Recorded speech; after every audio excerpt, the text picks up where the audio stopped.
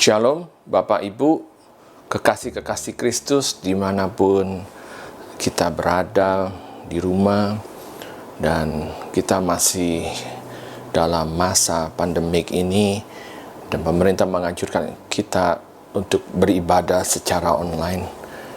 Kiranya hari ini di awal bulan Agustus tahun 2020 menjadi hal yang sangat luar biasa di dalam Tuhan.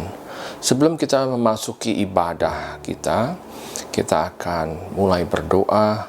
Saudara bangkit berdiri, semuanya kita berdoa. Bapa kami yang ada di dalam surga, terima kasih hari ini kami kembali untuk beribadah secara online. Kiranya Tuhan Allah Roh Kudus mau mengurapi setiap hati kami yang mau beribadah, mendengarkan kebenaran firman Tuhan, bersukacita di dalam Tuhan. Biarlah kami senantiasa tunduk kepada aturan pemerintah, supaya kami dapat beribadah secara sejahtera. Terima kasih Bapa. Sebelum kami memulai ibadah ini, kiranya Tuhan senantiasa turut campur dalam setiap hati anak-anak Tuhan yang ada di rumah masing-masing, dimanapun mereka berada. Tuhan mengurapi mereka. Kami buka ibadah ini di dalam nama Tuhan Yesus. Haleluya. Amin. Shalom Bapak Ibu, kekasih-kasih Kristus. Kembali lagi di awal bulan Agustus ini kita beribadah secara online. Melihat begitu tingginya angka-angka korban dari COVID-19 yang ada di Jakarta, sehingga kami memutuskan untuk kembali beribadah secara online. Ibadah secara online juga bukan mengurangi rasa kita seperti ibadah secara offline, tetapi yang harus kita tangkap adalah ibadah ini adalah beribadah kepada Tuhan. Bapak Ibu yang dikasihi Tuhan, kita membantu pemerintah di dalam mencegah penyebaran COVID-19 dengan berkumpulnya kita di dalam satu tempat ruangan ibadah. Kemungkinan besar kita bisa menulari atau tertulari dari virus tersebut. Untuk mencegah penularan tersebut, kami memutuskan untuk beribadah secara online. Tujuannya adalah mengasihi saudara semuanya. Saya dan kita semua saling menjaga. Saudara menjaga kesehatan saudara, saya juga menjaga kesehatan kita semuanya. Semuanya untuk kebaikan bersama-sama. Kekasih-kekasih Kristus, hari ini kita akan mendengarkan kebenaran firman Tuhan. Kita akan buka di dalam Habakuk 3 ayat 17 sampai 19. Tema khotbah hari ini adalah rejoices atau bersukacita. Saudara katakan kepada anak saudara, bersukacita. Kepada suami saudara, kepada istri saudara, tetap bersukacita. Di dalam segala banyak perkara hari ini kita diperhadapkan dalam kondisi apapun yang tidak sesuai dengan harapan kita, tidak sesuai dengan harapan banyak orang, tidak sesuai dengan harapan dunia ini. Itu menimpa kehidupan kita. Suka atau tidak suka, kita harus menghadapinya. Dan orang yang benar, dan orang yang kuat, dan orang yang pandai melakukan siasat atau melakukan perkara ini, mengatasi perkara ini adalah orang yang luar biasa. Hari ini Tuhan mengajarkan kepada kita, tetaplah bersukacita di dalam banyak perkara, dalam segala hal yang sesulit apapun yang kita terima hari ini, entah kesehatan kita, entah ekonomi kita, entah politik kita, semuanya kita tetap bersukacita di dalam Tuhan. Amin. Kesehatanmu mungkin sudah menurun, kekuatan kita sudah menurun, ekonomi kita murat-marit. Tetapi ada satu pengharapan di dalam Tuhan. Dan Tuhan berkata, tetaplah bersukacita. Kita membuka di dalam Habakuk 3 ayat 17 sampai 19. saudara membuka Alkitab saudara, kita baca bersama-sama, saudara bisa bangkit berdiri, bersama-sama membaca dengan saya. Ayat yang ke-17. Sekalipun pohon ara tidak berbunga, pohon anggur tidak berbuah, hasil pohon zaitun mengecewakan, sekalipun ladang-ladang tidak menghasilkan bahan makanan, kambing domba terhalau dari kurungan, dan tidak ada lembu sapi dalam kandang, namun aku akan bersorak-sorak di dalam Tuhan, beria-ria di dalam Allah yang menyelamatkan aku. Allah Tuhanku itulah kekuatanku. Ia membuat kakiku seperti kaki rusa. Ia membiarkan aku berjejak di bukit-bukitku untuk memimpin biduan dengan permainan kecapi. Saudara yang dikasihi Tuhan, kalau kita melihat tentang Habakuk ini yang luar biasa, kita akan melihat banyak hal. Bagaimana Habakuk mengatakan, hendaklah kita bersukacita di dalam keadaan apapun. Saya ulangi sekali lagi, bagi kita semua saya sangat tertarik dengan ayat yang ke-17. Dikatakan firman Tuhan begini, sekalipun pohon ara tidak berbunga, pohon anggur tidak berbuah, hasil pohon zaitun mengecewakan, sekalipun ladang-ladang tidak menghasilkan bahan makanan, kambing domba terhalau dari kurungan, tidak ada lembu sapi di dalam kandang. Dan dikatakan, namun aku bersorak-sorak di dalam Tuhan, beria-ria di dalam Allah yang menyelamatkan aku. Dan Allah Tuhanku itu kekuatan. God is my strength. Ia membuat kakiku seperti kaki rusa. Ia membiarkan aku berjejak di bukit-bukitku untuk memimpin biduan dengan permainan kecapi. Saudara ini kasih Tuhan, siapakah Habakuk? Habakuk adalah seorang nabi. Dikatakan di dalam Habakuk 1 ayat 1 dikatakan dia adalah seorang nabi. Dia juga seorang pendoa. Kalau saudara membaca di dalam pasal yang ketiga, dia menaikkan doa. Dia juga disebut dengan seorang penyair, menuliskan beberapa syair yang begitu indah. Habakuk adalah nabi yang menceritakan tentang kebaikan Tuhan atas Israel. Sekalipun Israel di dalam penindasan saat itu, tetapi Habakuk mengajarkan bagaimana orang yang benar hidup di dalam percayanya. Dan kitab Habakuk ditulis di dalam rentang waktu di tahun 605 sebelum Masehi sampai 586. Nabi ini yang berasal dari suku Yehuda, sejaman dengan Nabi Yeremia. Kalau saudara suka membaca, suka meneliti, saudara akan menemukan hal tersebut. Dan yang paling hits di dalam kitab Habakuk ini adalah, kalau kita membaca pasal 2 sampai yang keempat, saudara membuka pasal 2 ayat keempat. Sesungguhnya orang yang membusungkan dada tidak lurus hatinya, tetapi orang yang benar itu akan hidup oleh percayanya.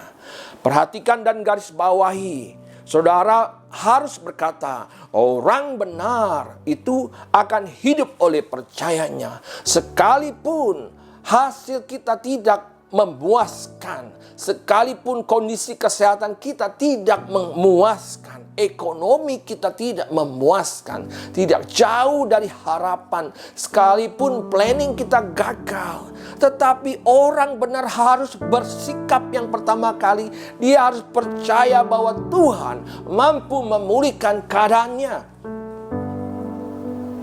Amin. Saudara harus berkata, Tuhan pasti mampu memulihkan keluarga saya. Tuhan pasti mampu memulihkan ekonomi saya. Tuhan pasti memulihkan negeri ini dari pandemi COVID-19. Ada pelangi sehabis hujan. Tuhan berjanji pasti ada pemulihan. Dan orang benar selalu optimis.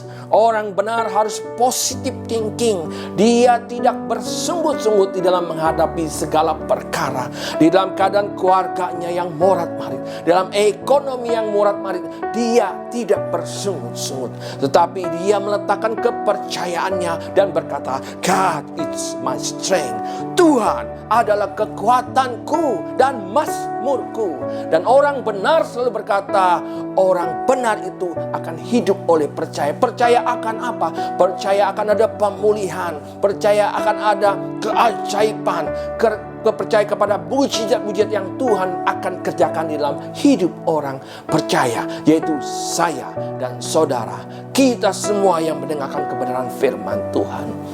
Habakuk sangat luar biasa dipakai Tuhan.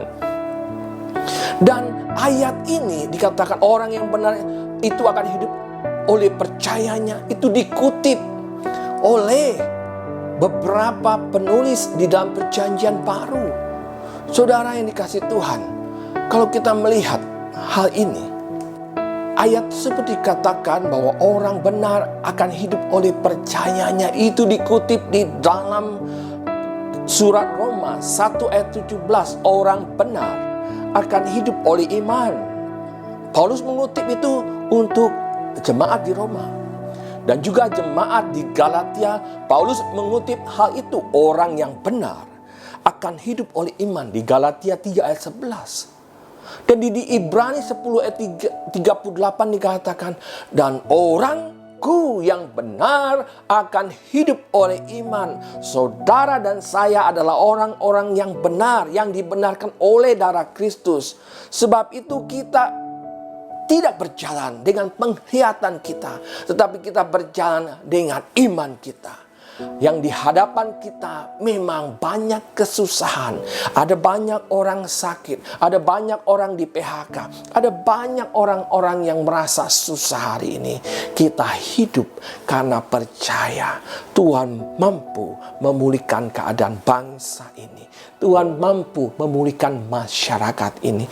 Tuhan mampu keadaan yang tidak baik menjadi keadaan yang baik.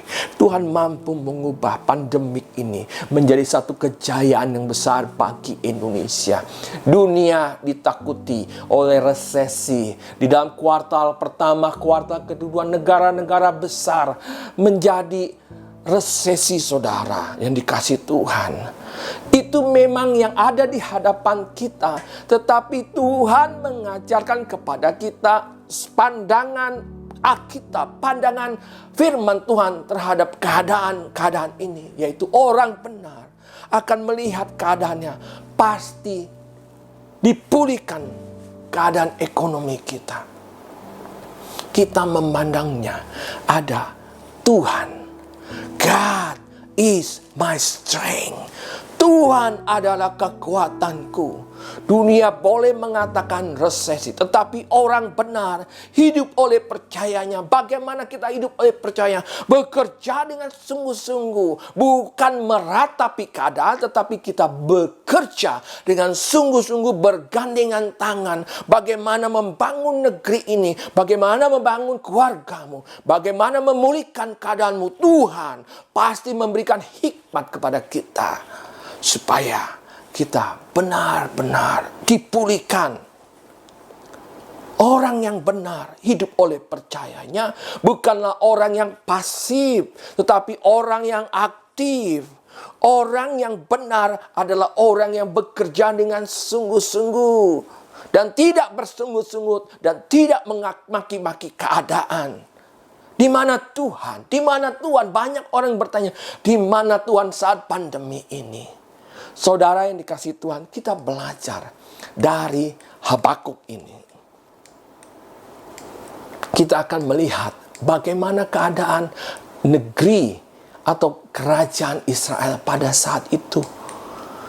Saudara, kita buka di dalam pasal pertama ayat 2 sampai yang keempat. Kalau saya boleh simpulkan, Habakuk berdoa kepada Tuhan di mana ada penindasan, ada aniaya, ada kekerasan, ada ketidakadilan terhadap orang-orang Israel. Kalau saudara membaca di dalam ayat yang ke-6, sebab sesungguhnya akulah yang membangkitkan orang Kasdim, bangsa yang garang dan tangkas, itu yang melintasi lintang bujur bumi untuk menduduki tempat kediaman yang bukan kepunyaan mereka. Dan kitab Habakuk ini dilatar belakangi oleh situasi peperangan di mana ada beberapa bangsa yang terlibat. Salah satunya adalah bangsa Kasdim, atau kita sebut dengan Kaldea, atau saat modern ini dikatakan Irak. Bangsa Irak dipakai Tuhan untuk menekan orang Israel. Orang Kasdim menguasai seluruh bangsa-bangsa, termasuk orang Israel. Orang Kasdim mempengaruhi cara orang beribadah. Sosialnya berubah semua. Kondisi ibadahnya berubah. Dipengaruhi oleh budaya-budaya tersebut. Tetapi apa yang Tuhan ajarkan melalui Nabi Habakuk kepada orang Israel? Hanya orang yang benar, yang hidup oleh percayanya. Ada beberapa tema teologis yang disampaikan oleh Nabi Habakuk, yaitu keadilan. Saat itu ada keadilan. Sama seperti tema-tema seperti Nabi Yesaya dan Yeremia. Mereka berbicara tentang keadilan saat itu. Tuhan dapat memakai bangsa Kasdim. Tuhan juga dapat memakai COVID-19. Supaya apa? Supaya kita mengandalkan Tuhan.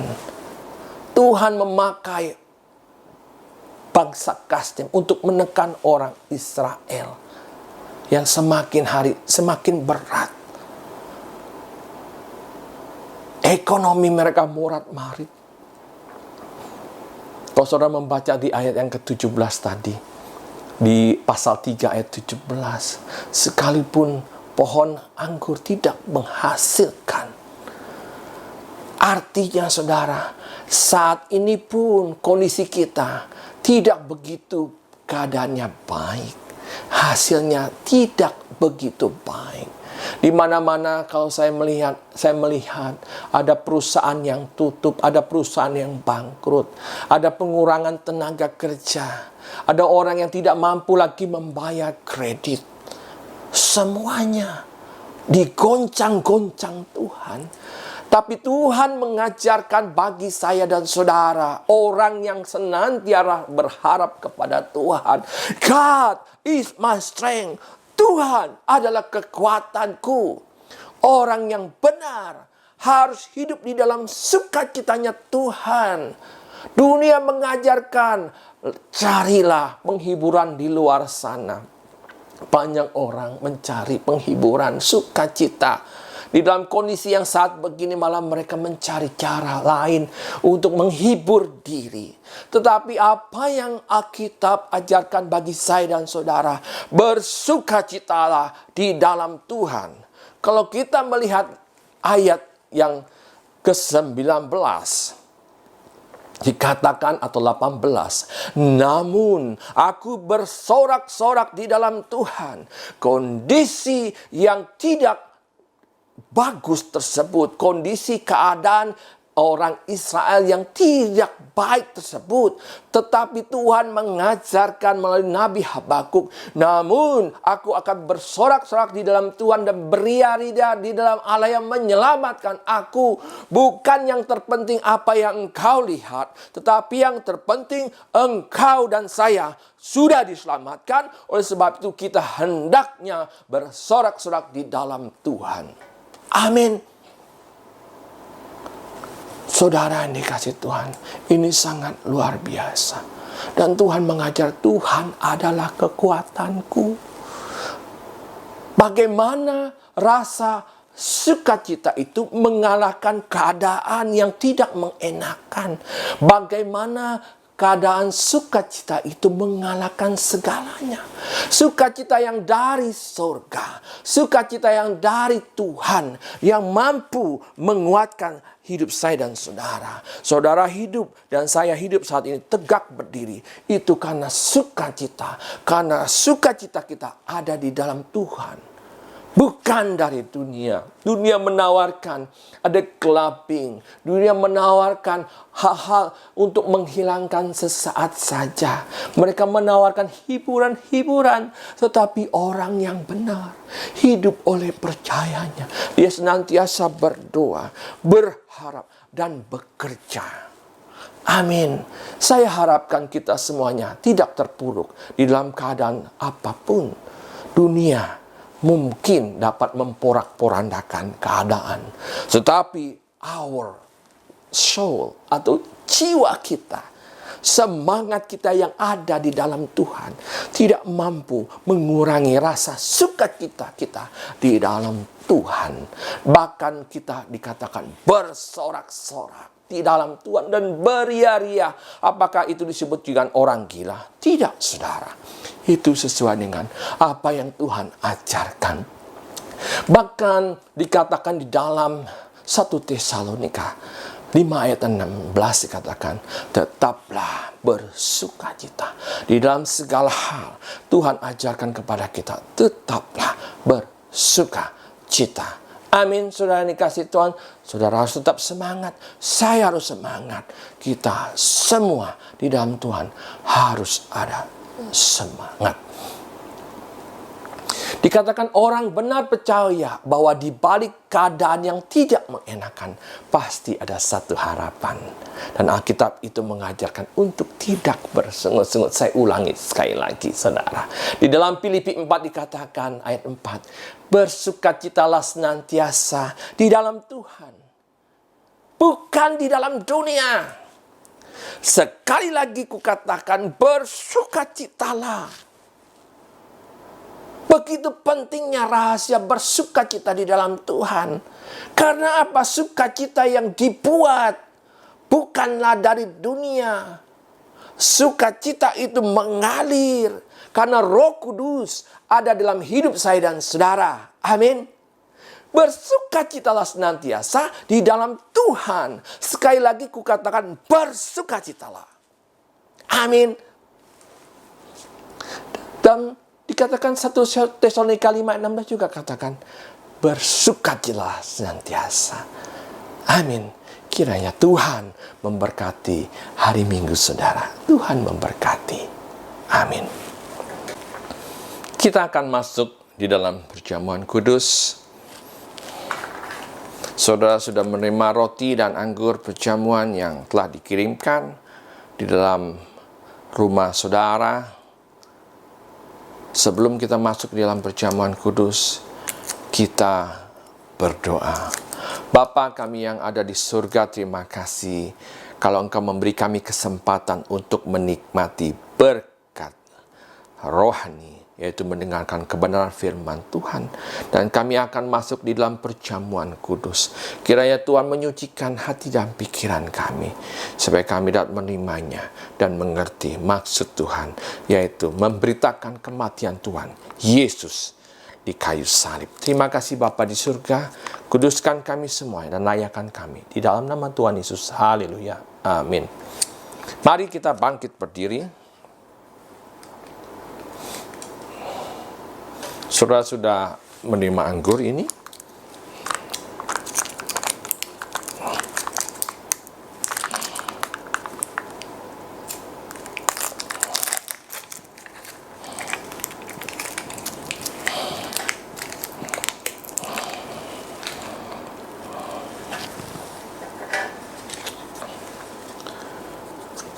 Saudara sudah menerima anggur perjamuan, dan anak-anak di bawah umur 12 tahun jangan mengambil roti perjamuan. Sebab apa yang telah kuteruskan kepadamu telah kuterima dari Tuhan, yaitu bahwa Tuhan Yesus pada malam waktu ia diserahkan mengambil roti. Dan sesudah itu ia mengucap syukur atasnya, Ia memecah-mecahkannya dan berkata, inilah tubuhku yang diserahkan bagi kamu. Perbuatlah ini menjadi peringatan akan aku. Bukankah roti yang kita pecah-pecahkan dan atasnya kita ucapan syukur adalah persekutuan kita dengan tubuh Kristus? Mari kita makan di dalam nama Tuhan Yesus Kristus.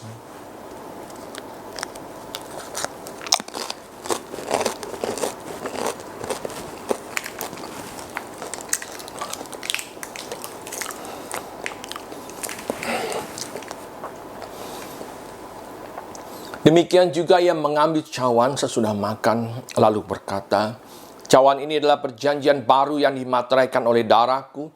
Perbuatlah ini setiap kali kamu meminumnya, menjadi peringatan akan aku. Bukankah anggur yang kita minum dan atasnya kita mengucap syukur adalah persekutuan kita dengan darah Kristus? Mari kita minum di dalam nama Tuhan Yesus Kristus.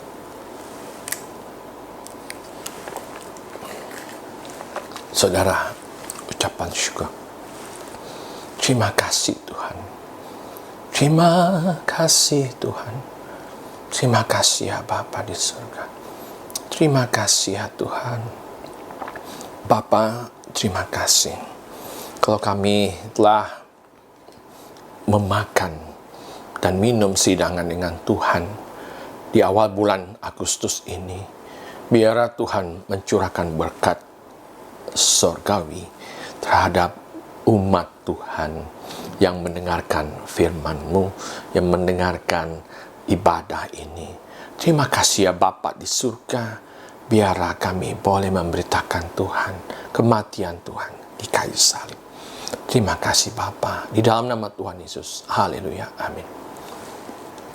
Bapak Ibu yang dikasihi Tuhan, sebentar kami akan menyelesaikan ibadah ini. Saudara bangkit berdiri, tetap berdiri, dan kita akan menerima berkat daripada Tuhan. Kekasih-kekasih Kristus, tinggallah di rumahmu masing-masing sampai masa kesesakan ini berakhir. Dan berkat Allah Bapa kita di surga tercurah atas kehidupan keluargamu, bisnis dan usahamu. Cinta kasih Tuhan kita Yesus Kristus dan persekutuan yang manis oleh Roh Kudus menyertai keluargamu mulai hari ini sampai Tuhan Yesus menjemput kita di awan-awan yang permai. Kita yang percaya katakan amin. Tuhan memberkati saudara semua. Selamat hari Minggu.